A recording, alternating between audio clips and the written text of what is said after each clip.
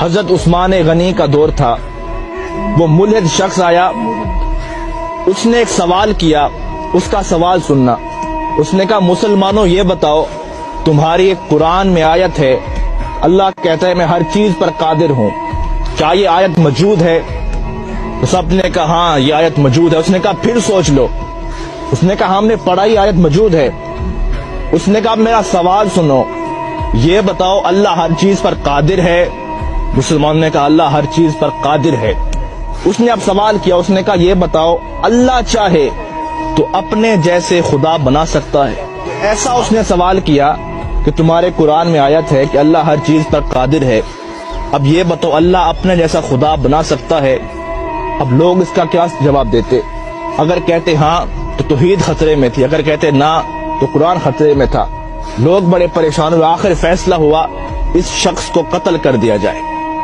وہ شخص مسکرا پڑا، اس نے کہا میں تو قتل ہو جاؤں گا لیکن میرا سوال زندہ رہے گا، اس سوال کو لوگ سنیں گے اور میرا ایک نظریہ، میری ایک جماعت بن جائے گی۔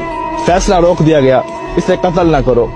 آپس میں بیٹھے عالم حضرات، لیکن اس کا کوئی جواب نہیں بنا۔ ایک بوڑھا شخص بیٹھا تھا، اس نے کہا تیرا کیا سوال ہے؟ آ تجھے علی کی چوکھٹ پہ لے چلتا ہوں۔ وہ چل پڑا، علی کی دہلیز پر پہنچے، مولا علی باہر گئے ہوئے تھے، باہر لوگوں کا ہجوم تھا، سوال ہی ایسا تھا۔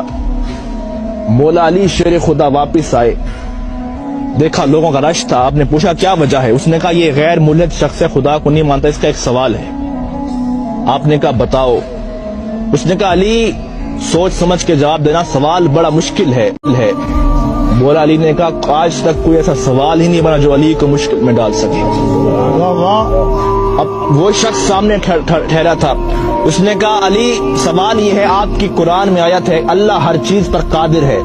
آپ نے کہا ہاں ہے۔ اس نے کہا میرا سوال سنو، یہ بتاؤ اللہ اپنے جیسا اور خدا بھی بنا سکتا ہے؟ مولا علی مسکرا پڑے، کہا اس سوال کے لیے تم نے مجھے باہر بلایا، اب اس کا جواب سنو۔ آپ نے کہا ہاں اللہ چاہے تو اپنے جیسا خدا بنا سکتا ہے، کئی خدا بنا سکتا ہے، لیکن فرق یہ رہے گا وہ جتنے بھی خدا بنائے گا وہ سب اس کی مخلوق ہوں گے، خالق پھر بھی وہ اللہ ہوگا۔ اب لوگوں پریشان ہوا، اس نے کہا علی بتاؤ تو صحیح یہ علم کہاں سے سیکھتے ہو؟ ابھی ہمارا سوال ختم ہوتا ہے، آپ کا جواب آتا ہے، بتائے تو صحیح یہ علم کہاں سے سیکھا؟